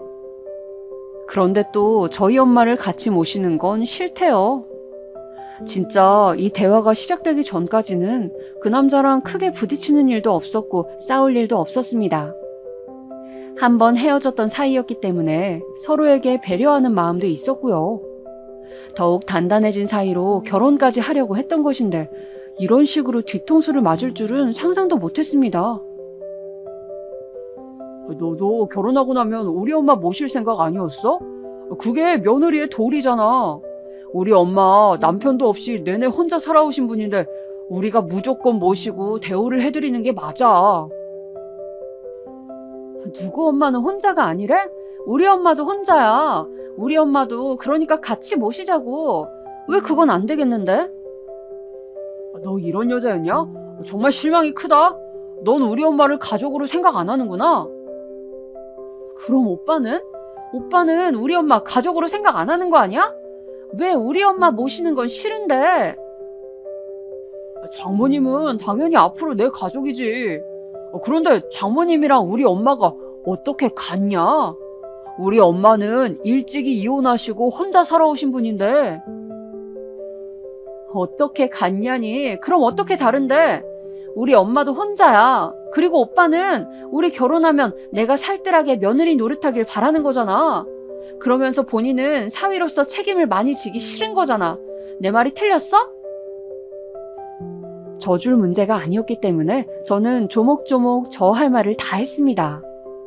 그랬더니 점차 그 남자는 말을 잃어가더라고요. 나이 어리고 사회 경험 아직 부족한 저랑 낼름 결혼해서 부려먹기라도 할 작정이었나 보죠. 그 이면을 알게 되니까 정말로 충격이 컸습니다. 인간적인 배신감이 들더라고요. 나는 오빠랑 부부가 되고 싶었던 것이지 시어머니의 며느리가 되고 싶었던 게 아니야. 지금까지 혼자 유유자적하게 살았으면서 결혼하고 나서 효자 노릇하고 싶다는 말이 진짜 웃긴다. 그리고 그 효도 나보고 하라는 거겠지. 나는 그럴 생각 없어. 그러면 뭐야? 지금 나랑 결혼 안 하겠다는 얘기야? 그냥 우리 엄마 모시고 살겠다고 하면 될 것이지. 이게 결혼을 물을 정도의 일이야? 너 대체 왜 우리 엄마를 그렇게까지 모시기 싫어하는 건데? 말이 안 통했습니다. 진짜 이런 남자일 줄은 몰랐어요. 마음이 차갑게 식었고 상대할 가치조차 못 느꼈습니다. 이별 통보했고 계속 추잡하게 연락이 오길래 번호도 차단했어요. 그랬더니 며칠 뒤에 저희 집 앞에 찾아왔습니다. 술에 취한 채로 찾아왔고 저를 보자마자 손찌검을 날리더군요. 마침 집 앞에서 담배를 피우고 계셨던 주민분께서 그 상황 보자마자 끼어들어서 말려주셨고요. 근처에 순찰 중이던 경찰차도 금방 와서 일단락될 수 있었어요. 정말 불행 중 다행이었죠. 완전히 깔끔하게 정리가 되기까지는 시간이 조금 더 걸렸지만 그래도 관계를 청산할 수 있어서 다행이었습니다. 지금 생각해도 놀라운 건 그 대화 이전까지는 그런 낌새조차 못 느껴봤단 사실이었어요. 그 남자와 함께 보냈던 시간들이 전부 오염된 느낌이었습니다. 온통 더럽혀진 기억만 남긴 채 마무리가 되었죠. 두 번째 인연은 꽤나 황당했습니다. 혹시 살면서 주변에 식탐 강한 사람 겪어보신 적 있나요? 저는 바로 이 남자가 해당이었어요. 웃긴 건 또 뭐냐면요. 결혼 준비 이전까지는 이걸 심각하게 체감하지 못했었다는 겁니다. 결혼 얘기가 오가면서부터 이 남자가 본색을 드러낸 거였죠. 사람이 먹는 것 가지고 가장 치사해진다는 게 뭔지 이때 제대로 체감했습니다. 다들 치킨 좋아하시죠? 저희도 치킨을 좋아했던 커플이었어요. 특히 각자의 집에서 데이트를 할 때면 치킨을 시켜다가 TV를 보곤 했습니다. 그런데 치킨이 오고 나서 제가 손을 씻으러 간다거나 나무젓가락을 챙기러 간다거나 콜라 따를 컵을 가지러 간다거나 이렇게 움직이고 나면 반드시 사건이 발생합니다. 무슨 사건이냐고요? 닭다리 실종 사건이요. 방금 배달 와서 따끈따끈한 그것을 허겁지겁 먹어치우더라고요. 치킨 한 마리 시키면 닭다리가 2개잖아요. 저 움직인 사이에 닭다리를 하나 먹습니다. 그리고 제가 앉을 때면 남은 닭다리 하나를 자기 손에 쥐고 있습니다. 결론은 2개 다 자기가 먹겠다는 거죠. 냉면 시키면 계란이 그 안에 있잖아요. 그러면 그 남자는 꼭 자기야, 내가 면 잘라줄게. 이런 수를 쓰면서 제 몫의 계산을 슬쩍 가져가 버렸습니다. 자기 입에 쏙 넣어버리는 거 진짜 얄밉고 어이가 없더라고요. 어느 날은 제가 그 꼬라지 보고 정이 떨어져서 먼저 자리를 떴습니다. 그랬더니 그 이후에 딱 한 번 안 그랬고요. 그 다음부터는 다시 시작되더라고요. 라면에도 계란 넣으면 일부러 다 안 풀어요. 계란 형태 남겨서 자기가 그거 먹으려고요. 다들 물회 뭔지 아시죠? 양념된 시원한 물에 채소랑 회 넣고 먹는 거잖아요. 이게 양념 맛으로 먹는 거라지만 본질은 회입니다. 그거 누가 모르나요? 그런데 이 남자는 회만 쏙쏙 골라 먹었어요. 제가 너무 황당해서 채소만 남은 걸 젓가락으로 휘젓고 있으면 이 남자는 멋쩍은 목소리로 말했었죠. 아유, 자기야. 자기는 이런 거 풀 많이 먹어야 예뻐져. 이런 게 살도 안 찌고 건강에 좋아. 제가 분명 연애 초기에는 이 남자로부터 이딴 헛소리를 안 들었었단 거죠. 그런데 결혼 얘기 나온 후로 이렇게 되었습니다. 그 전까지는 먹는 걸 참 좋아하네 라는 정도였다면 그때부터는 걸씬 들려서 정신이 나갔나 라는 의심이 들 정도로 변모한 것이었죠. 김치찌개에서도 돼지고기만 자기가 다 골라 먹고 저한테는 국물하고 김치만 떠주는 걸 보고 온갖 정남이가 떨어졌습니다. 진짜 억울했던 게 제가 이런 식탐을 보고 너무 기가 막혀서 따지면 오히려 저를 예민하고 이상한 사람으로 몰아갔다는 사실이에요. 너 오늘 어디 아프냐? 요즘 스트레스 많이 받지? 감정 조절이 안 되나 보네. 근데 그걸 왜 나한테 풀고 그래? 이런 식으로 저를 달래듯 훈계하듯 가르치듯 말을 하니까 당하는 입장에서는 약이 올라 미치겠더라고요. 무슨 어린애들도 아닌데 먹는 걸로 싸우고 다투는 것 자체가 웃기고 창피했고 이때는 이미 주변에 가까운 지인들에게 결혼하기로 했다고 말을 해둔 상태였기 때문에 더욱 미칠 것 같았습니다. 이 남자가 알고 보니 식탐에 미친 돼지라서 파혼하게 됐다는 말을 너무 쪽팔려서 할 수가 있었어야죠. 그래서 참아볼까도 했어요. 하지만 같이 밥을 먹을 때마다 이 남자는 저를 전혀 아끼거나 위하지 않는다는 생각이 들었고 그걸 떨칠 수가 없어서 결국 제가 파혼 선언을 했습니다. 네가 그런 걸로 나랑 헤어지겠다고? 진짜 웃긴 여자네 이거. 완전 또라이 아니야? 야, 너 나를 얼마나게 만만하게 봤으면 식탐 문제를 들먹이면서 헤어지자고 그러냐? 그런데 이별 선언을 했더니 무섭게 돌변하더군요. 진짜 눈깔이 도는 게 실시간으로 보일 정도였어요. 이제 어디 가서 사람 못 만나겠다는 둥, 너같이 싸구려처럼 생각하는 여자는 이 세상에 없을 거라는 둥, 별별 얘기를 다 하더군요. 너무 어이가 없어서 저는 그냥 멍하게 있었습니다. 설마 이런 면모를 지닌 남자일 거라고는 생각하지 못했었거든요. 내심 이 견디기 힘든 식탐만 아니면 참 괜찮은 남자인데 이런 마음을 품고 있었어요. 그런데 그게 저의 오판이었던 겁니다. 괜찮기는 개뿔, 자격지심으로 똘똘 뭉친 남자였어요. 헤어지자는 말 저희가 자주 갔던 카페에서 했던 것인데 그때 저희가 각각 음료 한 잔씩이랑 와플을 하나 시켰었거든요. 계산은 그 남자가 했고요. 근데 이별 통보하니까 저보고 이거 돈 내놓으래요. 나 열받아서 미칠 것 같으니까 지금 이거 계산한 거 네가 돈 물어내라. 대체 내가 왜? 이거 와플도 오빠가 시켜서 오빠가 먹은 거잖아. 사람 마음 가지고 장난질 다 쳐놓고 결혼 얘기까지 다 나온 마당에 그딴 개소리로 헤어지자고 하는 여자한테 설마 내가 이런 것까지 계산해야 된다고? 너 지금 그 소리 하는 거야? 그리고 너 와플 한 입 먹었잖아. 네 포크에 묻은 자국이 다 말해주는데 어딜 발뺌하고 지랄이야. 와, 그 조용한 카페에서 고래고래 소리를 지르는데 저 진짜 살면서 창피해서 눈물 나보긴 처음이었어요. 이런 말까지 할 수 있는 남자일 줄은 몰랐습니다. 어떻게든 안전하게 이별할 수 있어서 그나마 다행이라고 생각했네요. 많이 먹는 거, 식탐 부리는 거, 그것 자체로는 용납할 수 있습니다. 그런데 그 과정에서 상대에 대한 배려가 조금도 보이지 않으니까 제가 도저히 결혼 상대로는 안 되겠다고 판단했던 것이었죠. 그러니 제가 다음번에는 얼마나 심사숙고했겠어요. 세 번째 인연이었죠. 저는 두 번째 그 식탐 많은 남자랑 헤어지고 나서 너무 크게 데인 나머지 연애 생각이 없었어요. 그런데 첫 직장에서 정말 친하게 지냈던 분이 소개팅 좀 받아보라고 하도 그래서 어쩔 수 없이 소개받았던 남자가 세 번째 인연이 되었습니다. 벌이 수준이라든지 집안 경제력이 저보다 위였어요. 이혼 가정도 아니었고 식탐은커녕 오히려 살짝 입이 짧은 편이었습니다.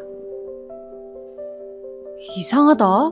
내가 그 걸신 들린 미친놈을 겪어봐서 그런가 입이 짧은 편이라 음식을 즐겨 먹지 않는다는 게 왜 이렇게 괜찮아 보이지? 지난 실패담이 저의 마음을 움직이게 만든 것이었어요. 연애하는 동안 큰 문제 없었고 정말 평범한 그 나이 또래의 연애의 표본이었다고 생각합니다.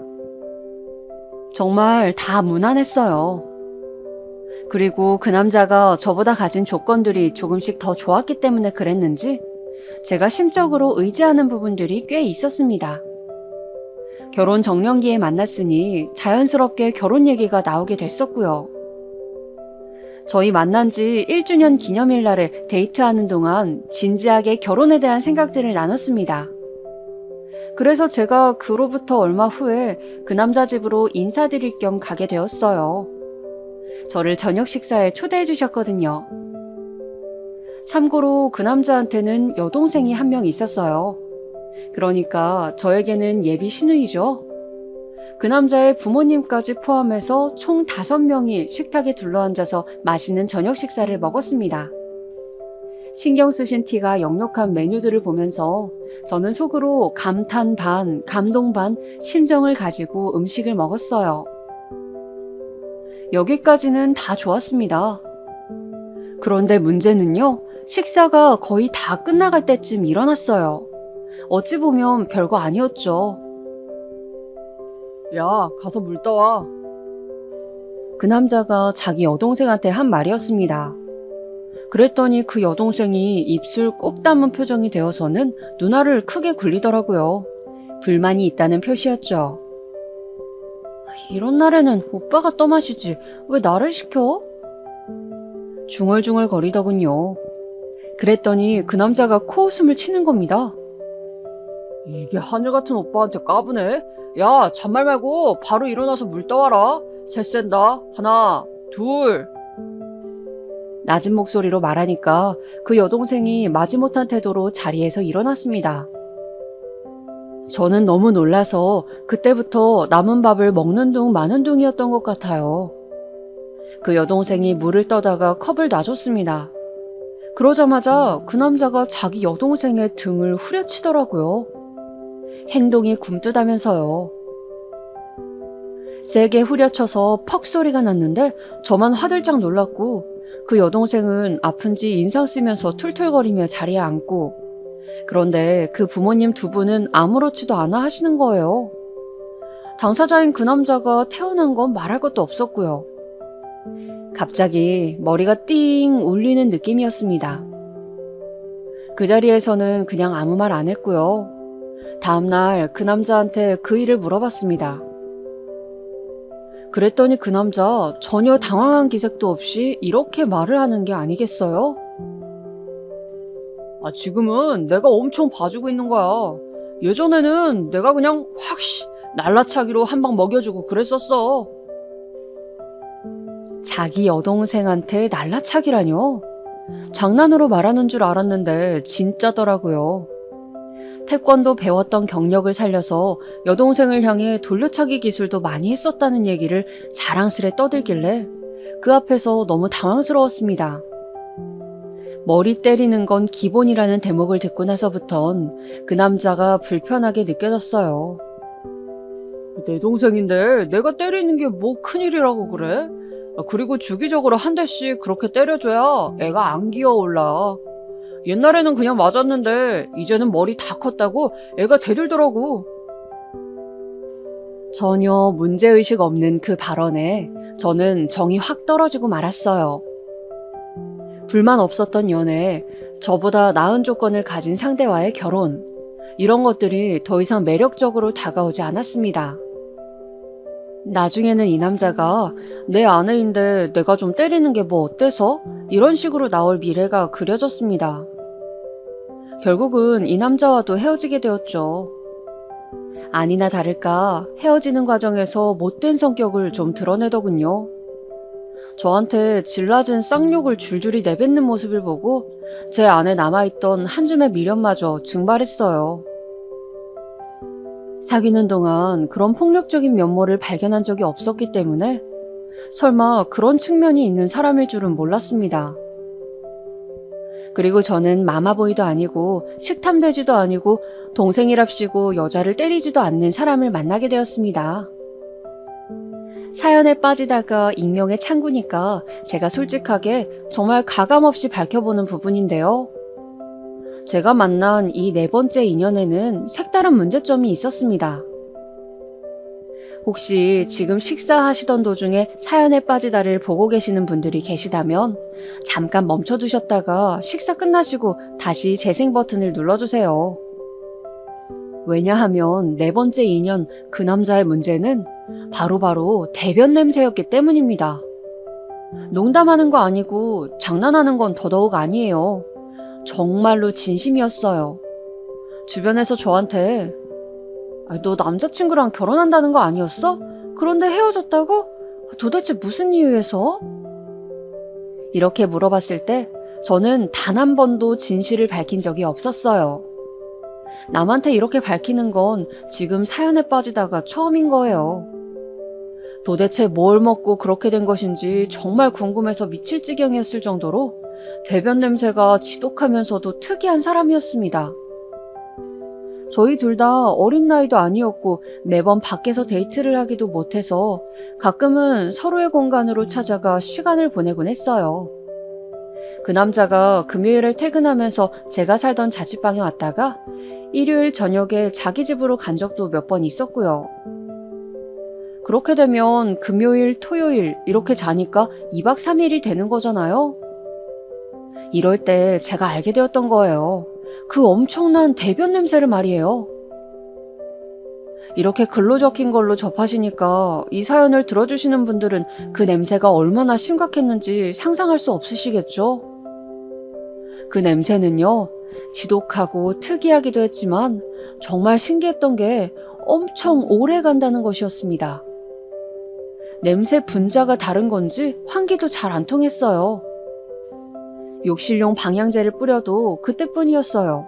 오히려 대변 냄새에 방향제가 먹혀 들어갔다고 하면 얼마나 심각한 것인지 짐작이 좀 가시나요? 처음에 그 냄새를 접했을 때의 충격은 잊지 못합니다. 창문 열어서 싹 환기를 하고 변기를 빡빡 닦고 화장실 벽에 물 뿌리고 난리를 쳐도 그 대변 냄새의 잔향이 남아있었어요. 일단 싸면 최소 반나절은 냄새가 머물러 있는다고 보면 됐습니다. 제가 오죽하면 헛구역질을 하다가 눈물이 다 나왔다니까요. 제가 은근히 대변 냄새에 대해서 눈치를 주기 시작했는데 본인은 심각하게 생각 안 하더라고요. 이상하다. 난 잘 모르겠는데 요새 속이 좀 안 좋아서 그런가? 내가 요즘 소화가 잘 안 되긴 해. 이렇게 태연하게 맞받아치는데 그거 아니거든요. 하루 이틀 그런 냄새가 아니었어요. 그 남자만의 대변 냄새는 가히 독보적이었고 시간이 가도 나아지지 않았어요. 그런데 위에서 밝혔다시피 저희 집이 결코 부유한 편이 아니거든요. 이때는 저도 사회생활 꽤 해서 모아둔 돈도 있었지만 그렇다고 풍족하게 결혼할 수 있는 형편이 되는 건 아니었습니다. 이 남자도 모아둔 돈의 액수가 큰 건 아니었고요. 그래서 결혼을 한다면 소박하고 지극히 현실적인 첫 출발을 해야 하는 상황이었어요.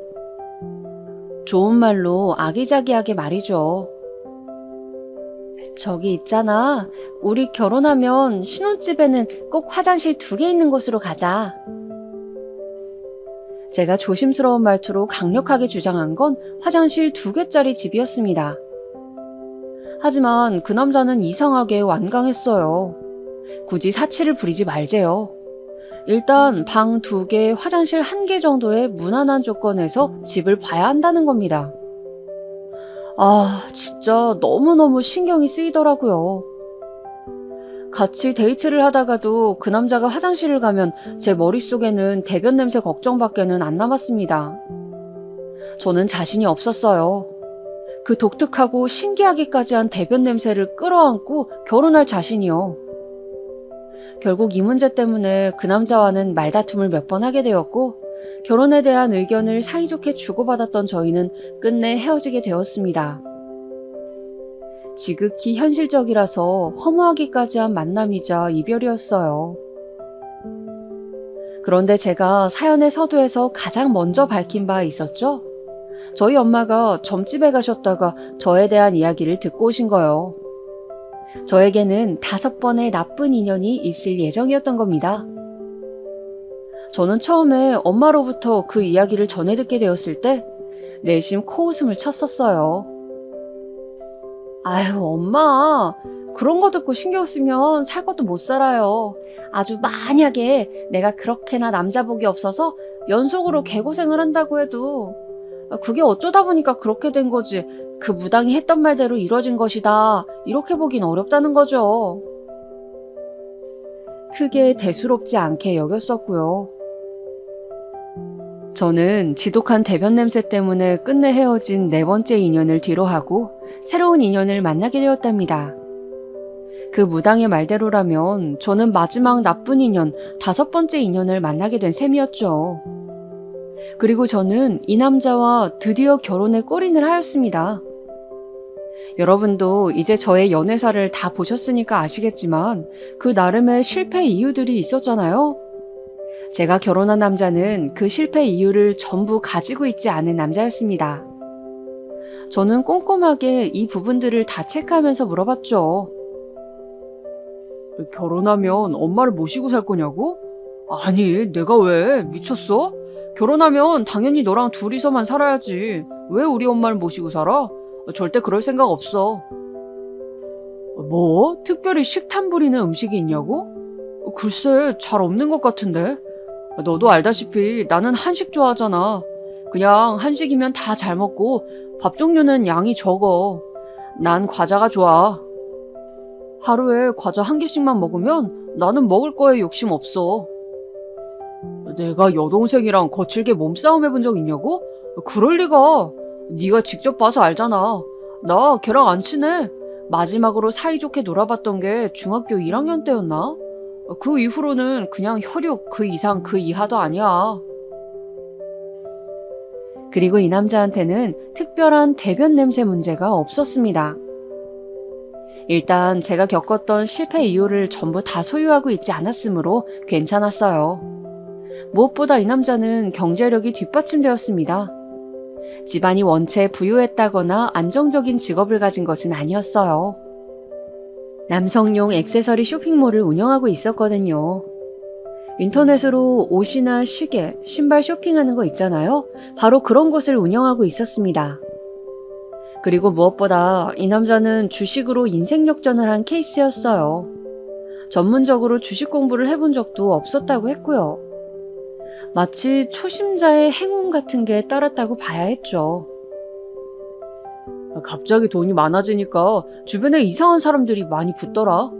내가 순진했던 거지. 돈 많아진 걸 숨기지 않고 티를 내고 다녔으니. 그러다 보니까 진짜 별별 이상한 여자들도 나한테 많이 접근을 해왔던 것 같아. 이 남자를 등쳐먹으려고 콩고물 떨어지는 거 받아먹으려고 한 사람들이 많았대요. 특히나 돈을 목적으로 다가온 여자들이 많았다고 했습니다. 어느 날 그런 관계들에게 회의감이 들더래요. 한동안은 인간관계 다 끊고 혼자 우울하게 지내기도 했다고 했고요. 내가 배운 게 없고 머리가 든 게 없는 놈이라고 나를 우습게 보고들 내 돈만 노리고 달려드는구나. 이런 생각에 사로잡혀 벗어날 수가 없었다고 합니다. 그러다가 진짜로 우울증이 와버린 거예요. 치료받던 도중에 만난 사람이 바로 저였습니다. 우연히 다리가 놓아져서 만났을 뿐인데 이 남자는 저를 만나면서 많은 위로를 받게 되었대요. 저는 당연히 이 남자가 현금 부자라느니 그런 걸 모르고 만났던 것이었습니다. 그냥 사귀면서 편하다는 생각을 했을 뿐이에요. 진지한 관계로까지 발전했다가 파탄난 지난 전적의 놈들을 겪어봤었기 때문에 이 남자에게도 큰 기대가 없어서 그냥 부담 없이 대했어요. 늘 솔직하게 굴었고요. 그런 저의 모습을 보면서 되려 이 남자는 제가 되게 괜찮은 여자라는 생각을 해버렸던 겁니다. 저한테 결혼 얘기를 먼저 꺼내면서 자기 재산도 공개했어요. 솔직하게 말하자면 돈이 꽤 있길래 마음이 동했던 것은 사실입니다. 저도 사람인데 당연하죠. 자기 엄마 모시고 살 생각은 없고 식탐 없고 여동생이랑은 어색한 사이고 대변 냄새 이상하지도 않고 거기다 돈은 꽤 있고 그럼 이 남자랑 결혼을 진짜로 해버릴까? 이번에는 진짜 나의 인연이겠지? 사귀면서 불같이 뜨겁지는 않아도 잔잔하게 좋은 마음이 들었기 때문에 저는 이 남자랑 결혼을 하기로 결심했습니다. 어차피 뜨겁게 타오르다가도 별것 아닌 것 하나로 금방 차갑게 식는 것이 사랑이라는 걸 깨달아버린 후이기도 했고요. 저희 두 사람의 결혼에 유일한 장벽이 있었다면 그것은 바로 이 남자의 모친, 바로 제 시어머니셨습니다. 저를 탐탁해하지 않아 하셨는데 그 이유가 조금 황당했어요. 제가 아무런 특별한 개성이 없고 너무 평범해서 별로라고 하신 거예요. 그런 괴이한 이유로 저를 흉보셨다가 당신의 아들이 부득불 저와 결혼을 진행하겠다고 하니까 입을 다무시게 되었죠. 제가 이혼 가정에서 난 딸이라서 그게 또 걸린다고 툴툴거리셨는데요. 상견례장에 아빠, 엄마 모두 참석하실 거고 결혼식장에서도 두 분 다 이상 없이 자리하실 거라고 하니까 그게 되겠냐며 못 믿어 하셨습니다. 하지만 상견례장에서 저희 부모님 두 분은 너무나도 멀쩡하게 서로 대화를 잘 하시면서 차분한 모습을 보이셨죠. 시어머니께서는 깜짝 놀라셨고요. 며칠 후에 저한테 따로 이렇게 말씀하셨어요. 아니 뭐 미국이야? 아니, 뭐 서양 사람들도 아닌데 이혼해서도 멀쩡히 대화하고 잘 지내는 게 내 눈에는 영 이상하다. 어떻게든 저의 꼬투리를 잡으려고 드시는 것 같길래 제가 분명하게 말씀을 드렸어요. 자식이 있으니까 그러시는 거죠. 저희 부모님 두 분께서는 부부로서 안 맞으셨을 뿐이지 사람 대 사람으로는 괜찮으세요. 그리고 나이가 들어가시는 만큼 서로의 존재를 오롯이 인정하고 존중하려고 늘 노력하시고요. 그랬더니 그 이후로 아무 말씀 못 하셨어요. 그렇게 저는 결혼까지 꼴이 나게 되었답니다. 드디어 말이에요. 저는 이때만 해도 이렇게 생각했어요. 사람 앞날 모르는 법이고 결혼할 인연은 따로 있다더니 그 말이 사실이었네. 내가 이렇게 홀라당 결혼을 하게 될 줄 나조차도 정말 몰랐으니까. 연애 기간이 긴 것은 아니었지만 서로가 참 잘 맞는다는 생각이 들어서 한 결혼이었습니다. 하지만 결혼 생활 초기부터 저는 난관에 봉착하게 되었어요. 어떤 것인지 예상 가시죠? 네, 시어머니 말입니다. 자기 엄마 안 모시고 살 거라는 남자랑 결혼하면 뭐 하나요? 이게 모시고 사는 건지 아닌 건지 가끔은 헷갈리는 시어머니셨던 것을요. 같이 안 사실 뿐이지 간섭이 정말 장난 아니셨습니다. 저한테 하루 한 번씩은 꼭 반드시 무슨 일이 있어도 카톡 메시지를 보내라고 하셨어요. 안부 묻는 차원에서 말이죠. 그리고 일주일에 한 번은 안부 전화를 따로 받길 원하셨습니다. 이것까지는 그렇다고 치는데요. 저도 출퇴근하는 사람이었어요. 직장이 있었다고요. 그런데 직장 생활하는 저한테 시도 때도 없이 연락하시는 것에 스트레스를 많이 받았습니다. 도대체 며느리 들이기 전에는 혼자 심심해서 어떻게 사셨을까 그게 의문이었다니까요. 결혼하고 3개월 차 저희 부부가 각자 아침 식사를 해결하는 걸 아시게 되곤 뒤로 넘어가셨습니다. 이유는 자명했죠. 내 아들한테 왜 아침밥 안 차려주니? 하지만 남편은 고등학교 졸업 이후로는 아침에 따뜻한 쌀밥을 먹어본 게 손에 꼽을 정도로 드물다고 하더군요. 아침에 그런 밥 종류가 먹히는 스타일도 아니라고 했고요. 제가 연애 때 살펴봐도 그런 입맛이 아니었거든요. 아침에 밥 종류는 잘 안 먹는 사람이었어요. 그럼에도 시어머니께서는 박박 우기셨습니다.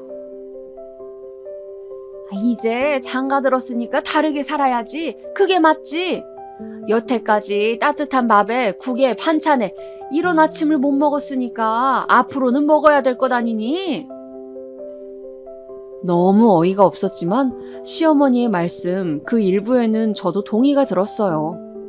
어떤 일부냐면 장가 들었으니까 다르게 살아야 한다는 대목이었습니다.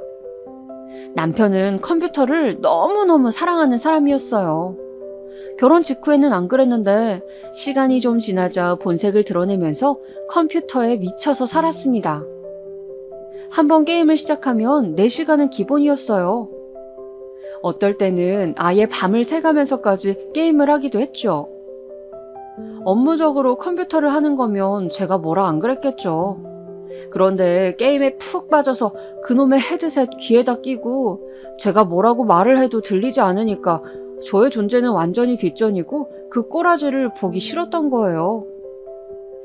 이건 뭐 부부인지 아니면 한 집에 사는 남남의 동거인일 뿐인지 구분이 안 가더라고요.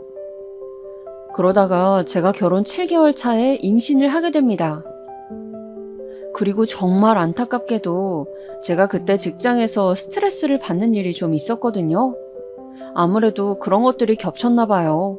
금방 유산이 되었어요. 그런데 이걸 가지고 시어머니께서 저한테 엄청 잔소리를 해대시는 거예요. 네가 네 몸 관리를 못해서 이렇게 된 것 아니니? 너는 멀쩡한 생명 하나를 죽인 거야.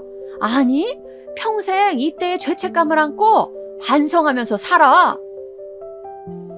그런 말씀을 하시는데 그 앞에서 제가 너무나도 큰 서러움을 느꼈습니다.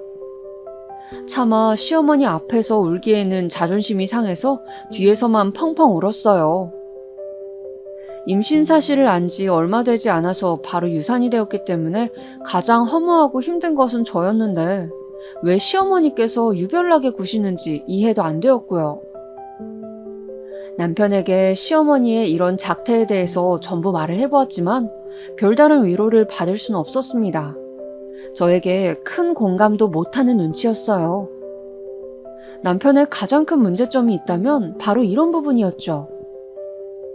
자기 감정, 자기만의 감수성 이런 것엔 예민한데 남의 슬픔이나 아픔은 기피하려고 들었어요. 남의 감정을 자기 안으로 끌어들이려고 하지 않았습니다. 막말을 퍼부은 시어머니나 자기 아내가 유산했음에도 진심 어린 위로를 건넬 줄 모르는 남편.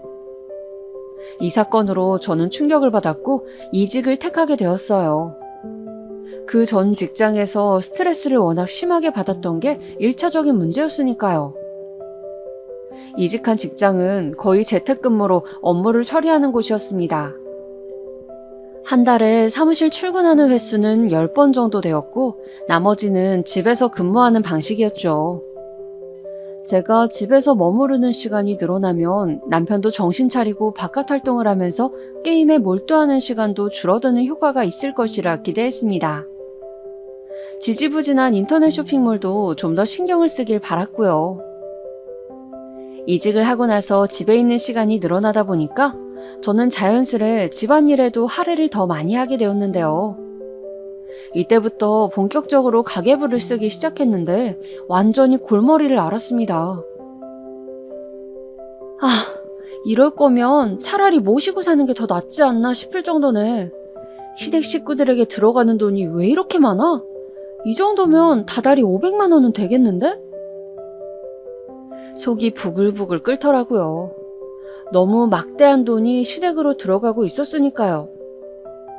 하지만 저는 이 문제로 가타부타 말은 안 했습니다. 왜냐하면 그렇게 들어가는 돈의 출처는 남편이었으니까요. 남편이 자기 돈에서 자기 집안에게 떼어준다는데 제가 그걸 가로막을 명분이란 부족해 보였습니다.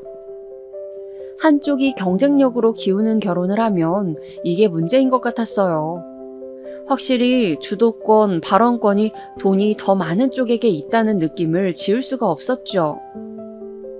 시댁에 들어가는 그 큰 돈 아껴서 열심히 모으거나 재테크를 하면 저희 부부의 미래에 더 도움이 될 거라 생각했지만 어차피 씨알도 안 먹힐 것 같아서 저는 말을 참고 있었습니다. 그런 저의 인내가 패착을 불러온 것일까요? 저희 결혼 1주년을 앞두고 있던 어느 날이었습니다. 남편은 술을 진탕 마신 채 만취 상태로 집에 기어들어왔어요. 도저히 두 발로 똑바로 걷고 있다고 볼 수 없었으니 기어들어왔다는 표현이 딱이었습니다. 술 냄새. 진짜 미쳤어?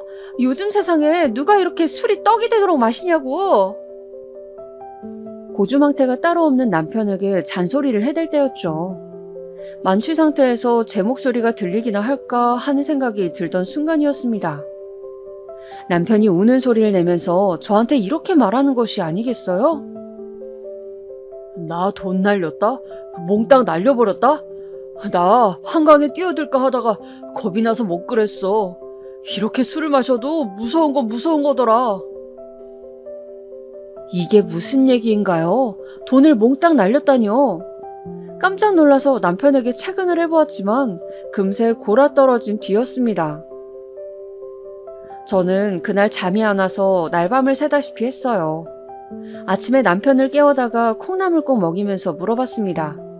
돈 날린 거 무슨 얘기냐고요. 그랬더니 남편이 손에서 수저를 떨어뜨렸습니다. 자기가 술김에 그 소리를 해버렸냐면서 손을 덜덜 떨고 있었죠. 저는 당장의 진상을 캐물었고 입을 꼭 다물고 있던 남편은 잠시 후에 이실직고를 하였어요. 코인 있잖아. 너도 알지? 요즘에 비트코인 그거 안 하는 사람이 어디 있냐? 그래서 나도 시작했지. 끝도 없이 올라가길래 돈방석에 앉겠구나 싶었어. 내가 전에 주식으로 재미를 봤던 적도 있었으니까. 그런데 그게 한순간에 증발하더라. 정신을 차려보니까 돈이 다 날아간 뒤였더라. 남겨진 빚만 1억이 넘어간다는 소리에 저는 정신이 아득해졌습니다. 울며불며 난리를 쳤지만 이미 벌어진 일은 벌어진 일. 앞으로 정신 차리고 최선을 다해서 살면 된다고 여겼어요. 남편은 인터넷 쇼핑몰을 정리했고 정말 소소한 월급이 나오는 직장에 바로 취업부터 했습니다. 내 아들은 어째 나이가 들수록 더 성실해져가? 출퇴근하는 삶을 살기 위해서 그런 데를 취직까지 하다니. 전말을 모르시는 시어머니께서는 그저 당신의 아들을 입에 침이 마르도록 칭찬해대셨죠. 하지만 그 자랑스러운 아들은 버릇을 못 고쳤어요. 한탕주의에서 벗어나지 못한 남편은 또다시 비트코인에 손을 대고 말았습니다. 그렇게 빚은 2배 이상으로 늘어나게 되었어요. 당장 시댁으로 가는 돈부터 확 줄였고요. 앞으로 어떻게 살아야 하는지 저는 막막함 속에 빠져 있었습니다. 그 시기에 친정엄마랑 통화하다가 제가 울분이 확 터져서 꺼이꺼이 울고 말았어요. 그랬더니 놀란 엄마가 당장에 달려오셨습니다. 딱 봐도 집안이 휑한 분위기인데다가 먹을 것도 얼마 없으니까 엄마가 기겁하셨죠. 저는 엄마의 얼굴을 보자마자 눈물이 또 터져 나와서 그간의 모든 일들을 다 고하게 되었습니다. 그걸 혼자 끌어안고 있었어? 이 미련한 거 사. 일단 있어봐봐. 엄마가 우리 딸 맛있는 밥이나 해줄 테니까. 엄마는 얼른 계란이랑 한 판 사오시겠다면서 나가셨는데 저 안 보는 데서 눈물을 훔치시려는 의도인 것을 저는 알 수 있었습니다. 엄마한테 너무 죄송하고 민망하고 진짜 미치겠더라고요. 감정 다스리고 엄마랑 다시 차분하게 대화를 해볼 생각으로 저는 커피를 준비하고 있었어요. 그런데 그때 시어머니께서 들이닥치신 겁니다. 제가 사흘째 시어머니의 연락을 피하고 있었거든요. 그 어떤 감정 소모를 할 기력도 없어서요. 너, 네가 그랬다며? 네가 네 시댁 사람들한테는 돈 많이 줄 수 없다고 그랬다면서. 비겁한 남편에게 어떤 잘못된 말을 듣고서 저한테 그러시는 건지 저는 궁금하지도 따질 생각도 들지 않았습니다. 그저 너무 피곤할 따름이었어요. 그때 커피포트에서 물이 다 끓었다고 소리가 나더라고요. 그러자 제가 꺼내놓은 커피를 눈짓하신 시어머니께서는 갑자기 화가 치밀어 오르셨는지 제 뺨을 세게 치셨습니다. 내 아들이 벌어오는 돈으로 호의호식하는 주제에 니까짓 게 뭔데 의견을 내세우고 지랄이야? 그 돈이 네 돈인 줄 알아? 네가 뭐라도 된 것 같으니? 내 아들 돈은 내 돈이나 다름없어. 뺨을 부여잡은 채로 저는 부엌 바닥에 주저앉아 있었습니다. 한숨을 푹 내쉬던 그 순간 찰싹 하는 소리가 들렸어요. 저는 놀라서 고개를 들었습니다. 어느새 돌아오신 엄마가 시어머니의 뺨을 후려치신 것이었습니다. 네 아들 쫄딱 망했어. TV에 나오는 코인인지 하는 거 시작했다가 빚만 얻었다고. 수억짜리 빚. 그래, 그것도 재산이니까 네 아들 빚 네가 끌어안아. 내 딸은 네 아들하고 당장 이혼할 거니까. 시어머니께서는 도저히 믿을 수 없다는 표정으로 엄마와 저를 번갈아 쳐다보실 뿐이었습니다. 그럴 리가 없다면서 말이죠. 하지만 묵묵한 저의 눈빛이 답변이 되어주었고 시어머니께서는 이윽고 자리에 스르륵 주저앉으셨습니다.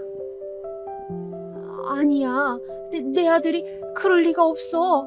내 아들이 망했을 리가 없어. 절대 아니야. 넋이 나가서 울기 시작하셨고 저는 조용히 제 짐을 챙겼습니다. 그 집을 나설 때 엄마는 제 한쪽 손을 꼭 잡고 계셨어요. 그 순간 저는 무조건 이혼해서 새 출발을 하겠노라는 다짐을 하였습니다. 일련의 일들로 제 정신력이 너무 약해져 있었는데 정신 차릴 결심이 든 것이었죠. 크고 작은 사건들이 또 있긴 했습니다만 결국 저는 무사히 이혼을 할 수 있었습니다. 이렇게 5번의 인연이 떠나갔어요. 옛날에 그 무당말이 사실이었다면 저는 앞으로 진짜 백이 인연을 만나게 되는 걸까요? 솔직히 아무런 기대는 없어요.